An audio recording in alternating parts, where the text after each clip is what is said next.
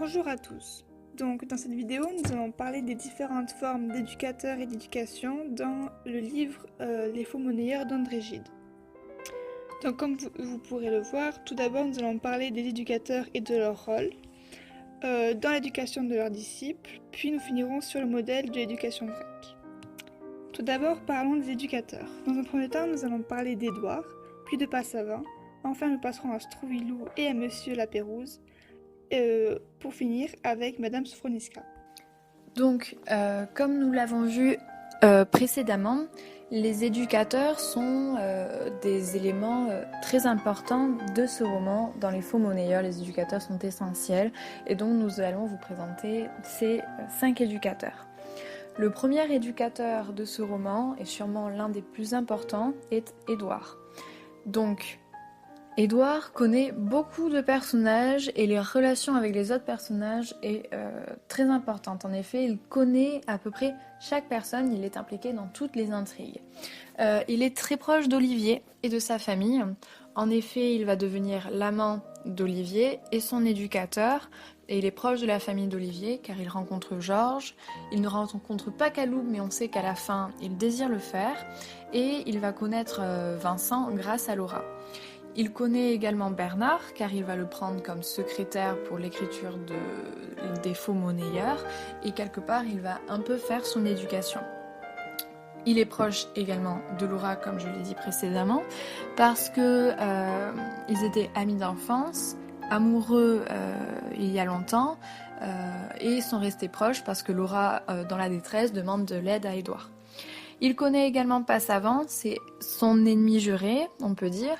Ils sont tous les deux en compétition. En effet, ils sont tous les deux éducateurs, écrivains, mais quelque part opposés. Et Olivier va amener une part de jalousie et de compétition. Il va également connaître Monsieur Lapérouse. C'est son ancien professeur de piano dont il est resté très proche, et c'est à Édouard que Monsieur Lapérouse va demander donc à Édouard de ramener Boris chez lui parce qu'il veut être un peu plus proche. Donc on peut voir que Édouard apparaît tardivement dans ce roman Les Faux Monnayeurs, mais sa présence dans le roman est très grande parce qu'il fait un peu partie de chaque intrigue. Édouard est également quelque part une représentation de Gide, et Gide va s'exprimer à certains moments au travers du discours d'Édouard. C'est un personnage central, mais pas principal, justement. Voilà. Donc maintenant, nous allons passer au conte de Passavant. Donc, le comte de Passavant a des relations avec, en effet, certains autres personnages. Dans un premier temps, on peut voir Olivier. En effet, il va prendre Olivier sous sa tutelle en lui promettant de faire partie des écrivains pour la barre fixe. Et il va, on va dire, un peu se jouer d'Olivier en étant, comme nous allons le voir plus loin, un mauvais éducateur. Il connaît Vincent, car Vincent joue au jeu avec lui, et ils deviennent amis avec Liliane Griffiths, qui est également une personne proche du comte de Passavant. Il connaît Édouard, mais ne s'apprécie pas. Ils sont, comme je l'ai dit précédemment, ennemis, comme on va pouvoir le voir au banquet des Argonautes. Donc, le comte de Passavant est en effet un personnage secondaire. Mais pourtant il est très présent dans le roman, c'est-à-dire que ça va être un des personnages qui va déclencher pas mal de péripéties. Ensuite, on va pouvoir parler du prochain éducateur, Strouvilou. Donc Strouvilou connaît peu de monde, il connaît seulement Léon Guéry d'Agnisole, c'est son cousin, ils sont proches, c'est son éducateur, et il connaît aussi Passavant qu'il va rencontrer et avec qui il va avoir, on va dire, une discussion. Il arrive très très tardivement, mais en fait, on entend parler de cet homme pendant une grande partie du roman. On l'attend beaucoup, et le fait qu'il apparaisse peu et très tard amène une sorte de mystère autour de ce personnage. Ensuite, nous allons pouvoir parler de Monsieur Lapérouse. Donc Monsieur Lapérouse est un un vieil homme, ancien professeur de piano, qui a peu de relations avec beaucoup de personnages. Il connaît bien Édouard parce que c'est son ancien élève, ils sont restés proches, il se confie à lui, il lui demande d'aller chercher Boris, et il connaît donc Boris, son petit-fils qu'il va essayer de surveiller, d'éduquer comme il peut, par exemple à la pension Védel, en l'amenant près de lui. Monsieur Lapérouse est plutôt très important parce qu'il est l'élément déclencheur d'une des grosses intrigues des faux monnayeurs, qui est donc l'intrigue de Boris. Finalement, nous allons pouvoir parler de Madame Sofroniska. Donc Madame Sofroniska est peu présente, c'est un des personnages secondaires. Et c'est une éducatrice qu'on va seulement trouver dans la seconde partie du roman, car elle se trouve à Saas-Fee, elle ne bouge pas de ce lieu. Et donc elle va avoir une relation avec les autres personnages assez réduite. Par exemple, elle connaît Boris, en effet elle s'occupe de son éducation, elle a Boris sous sa tutelle, elle tente de le guérir. Évidemment Bronja sa fille.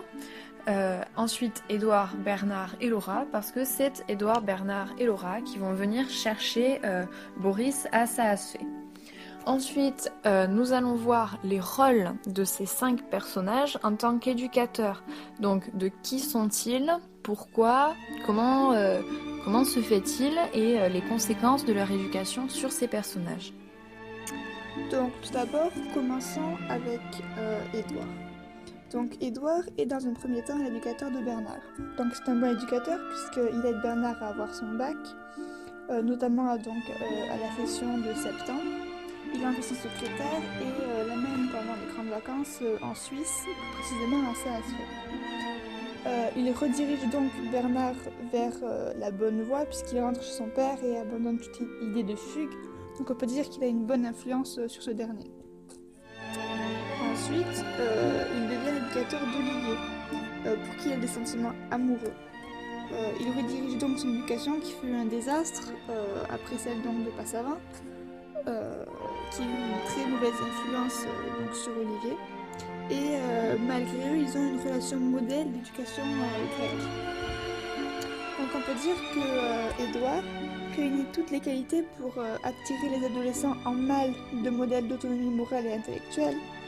Il devient assez vite une sorte de mentor, de pédagogue au sens grec antique, pour plusieurs d'entre eux. Donc si nous pouvons retenir une citation d'Édouard, c'est celle du chapitre 18 de la partie 3.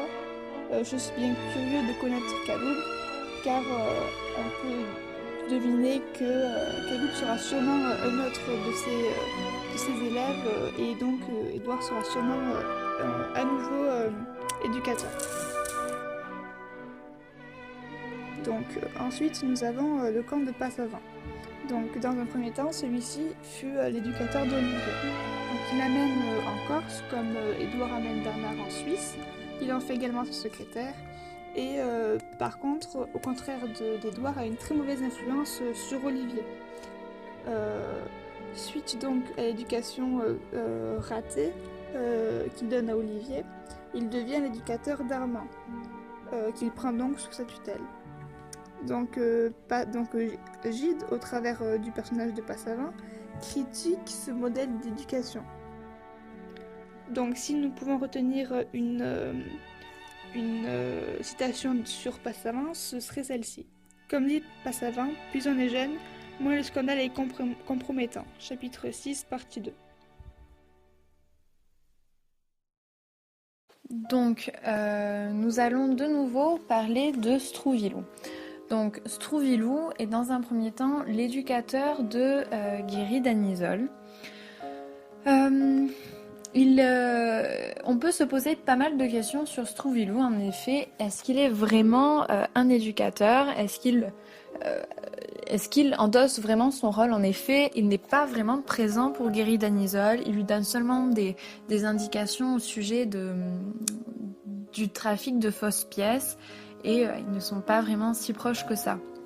Strouvilou en lui-même est une personne que nous avons pu voir méchante, exécrable, qui a une mauvaise philosophie de vie. En effet, en tant qu'homme, je me méprise et je hais et je me hais à l'égal d'autrui. Donc ce n'est pas quelqu'un de très sympathique. C'est un très mauvais éducateur. En effet, il n'a pas du tout mené Guiry d'Anisole sur une bonne voie. Il est éducateur seulement dans son propre intérêt. En effet, il faut se rappeler que le trafic de fausses monnaies lui est favorable.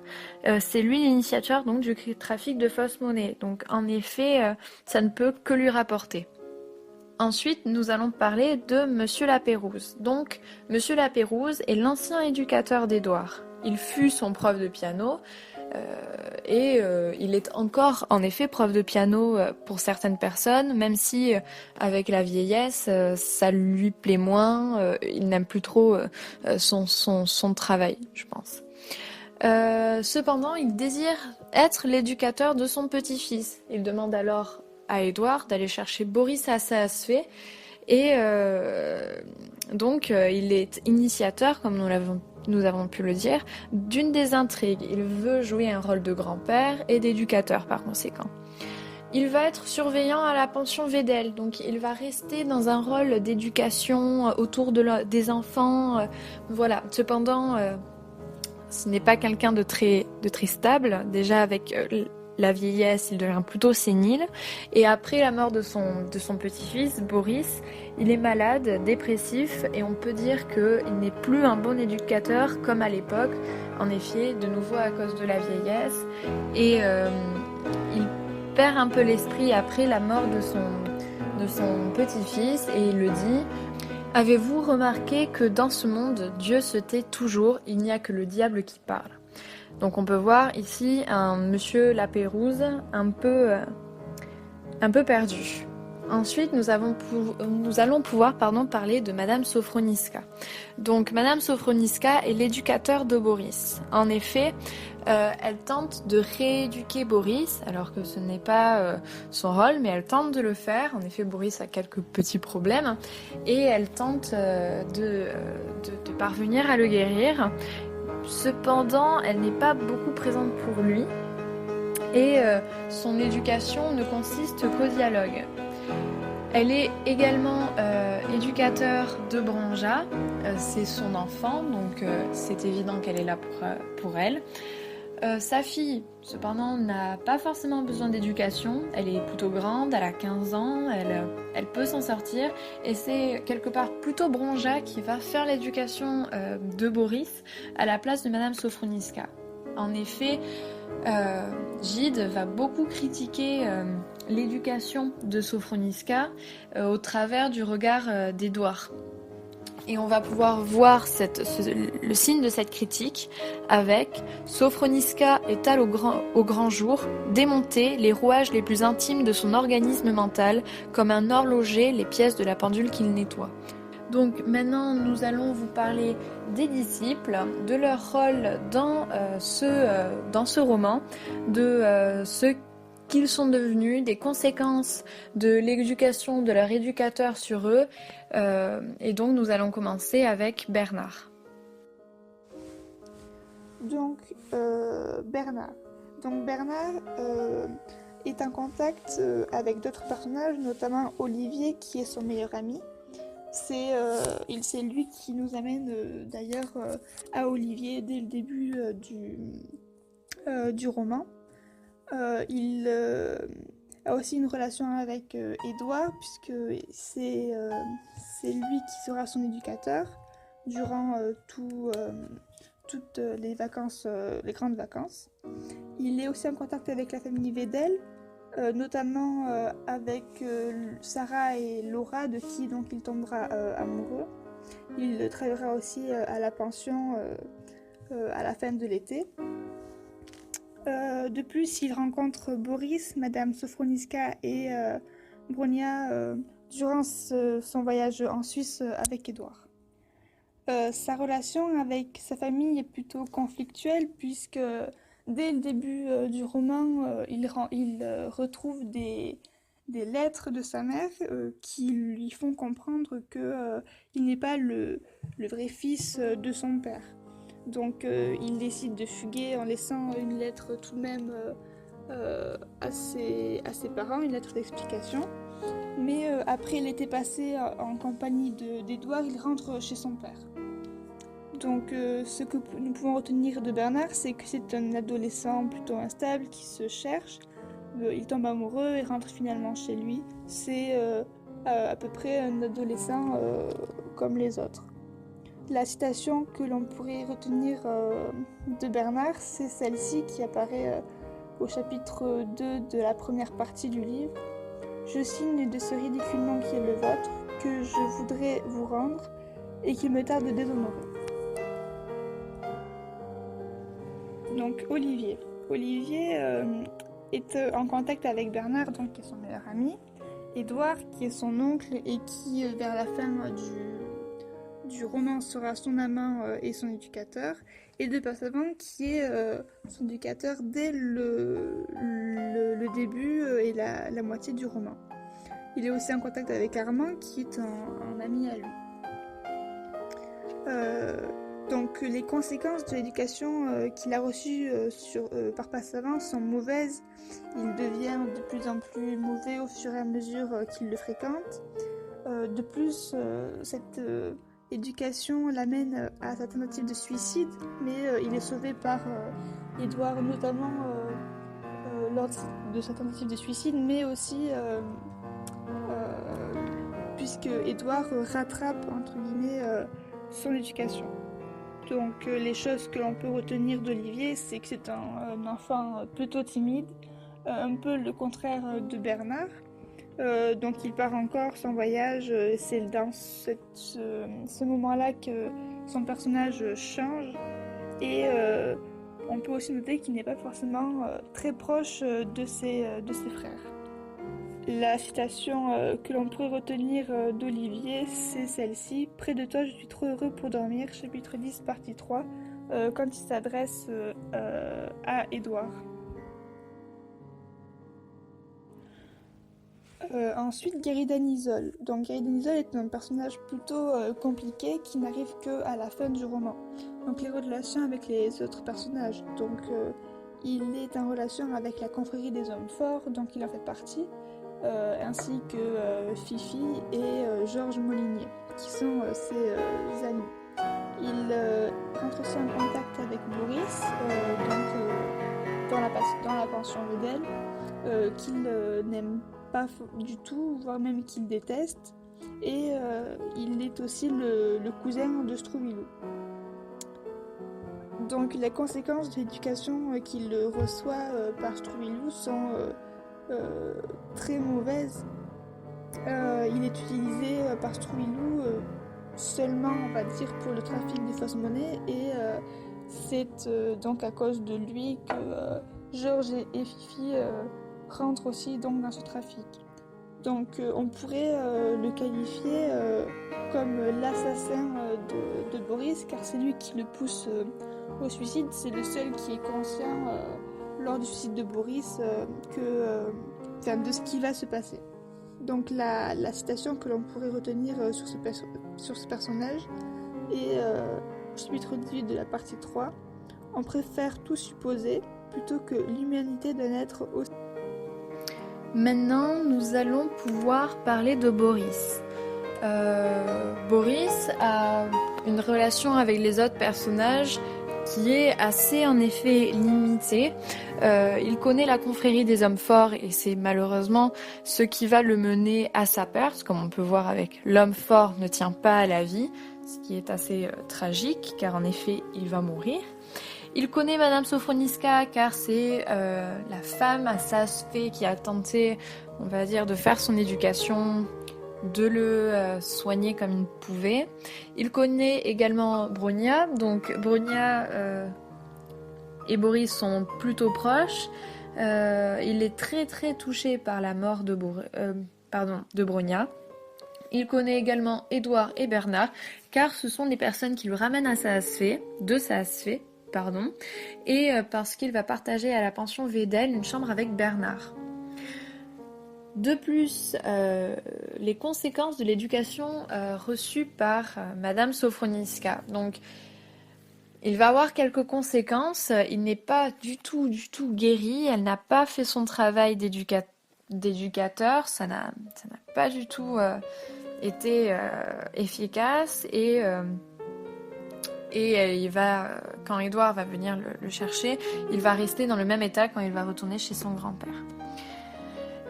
Boris était un garçon, comme on peut le voir, qui est très timide, fragile et perturbé. En effet, comme il a quelques problèmes, ses disciples tentent de le soigner sans vraiment y réussir.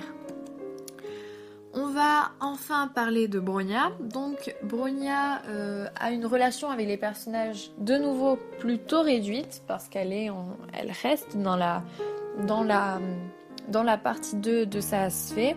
Elle connaît Madame Sofroniska, en effet c'est sa mère, c'est son éducatrice. Elle connaît Boris, ils sont très très proches comme nous avons pu le dire avant, et elle connaît Édouard et Laura parce que ce sont ces personnages qui viennent chercher Boris et qui par conséquent rencontrent Madame Sofroniska et Bronia. Donc en effet on peut voir que Bronia est beaucoup plus éducatrice que Madame Sofroniska. C'est plus elle qui va quelque part soigner Boris que Madame Sofroniska. Et en effet, on peut dire qu'on ne ressent pas vraiment l'éducation ni rien de la part de Madame Sofroniska, qui est même de sa mère, qui est quand même sa mère sur Bronia. Et on peut avoir une petite description très rapide de Bronia. On en entend en fait assez peu parler dans le livre. La petite Bronia est esquisse, elle doit avoir 15 ans. Elle porte en natte d'épais cheveux blonds qui descendent jusqu'à sa taille. Son regard et le son de sa voix semblent plutôt angéliques qu'humains. Donc on peut voir que c'est elle est pas si petite, elle a 15 ans, qui a l'air absolument adorable, je suppose. Et donc on peut le remarquer, elle aide Boris dans son traitement et on peut se demander si quelque part elle n'est pas plus éducateur qu'éduquée. Parce qu'elle aide beaucoup Boris et elle ne reçoit pas beaucoup l'éducation de Sofroniska. Dans un dernier temps, on va parler de l'éducation en fait sur le modèle grec. Donc c'est un élément qu'on va retrouver beaucoup dans ce roman. En effet, grâce à des relations entre certains personnages, certes plus que d'autres, mais c'est quand même un modèle qui ressort beaucoup. Donc avant, il faut un peu parler de la philéa, donc qui est un mot grec qui exprime en fait l'amitié, la camaraderie entre deux personnes qui se respectent. On va dire que c'est une relation sentimentale. Voilà, c'est une relation très complice. Cette relation, Gide l'avait avec un garçon qu'il a pris sous son aile, un jeune homme qui s'appelait Marc Allégret et dont il parle dans un autre livre en l'appelant Michel. Et on peut rapprocher Gide et Marc Allégret de Édouard et Olivier. Donc ici, donc, l'éducation grecque se résume en le fait que l'aîné va apporter une éducation plus que on va dire, ce qu'on connaît nous sous le sens de scolaire à son cadet. C'est-à-dire que la personnalité va être très importante, ça va être vraiment une relation qui va être très, très profonde.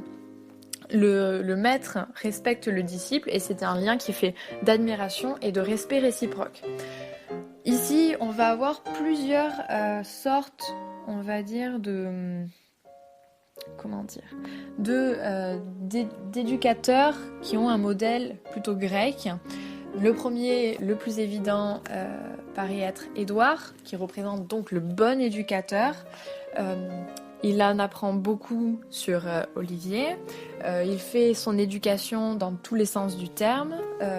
Et c'est parfois Édouard qui devient le disciple d'Olivier. S'il devient à la fin une de ses raisons de vivre. Hein.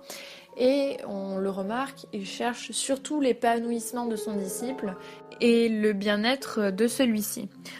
Ensuite, au contraire, on va avoir Passavan et Strouvilou qui, eux, ressemblent, on va dire, aux mauvais maîtres.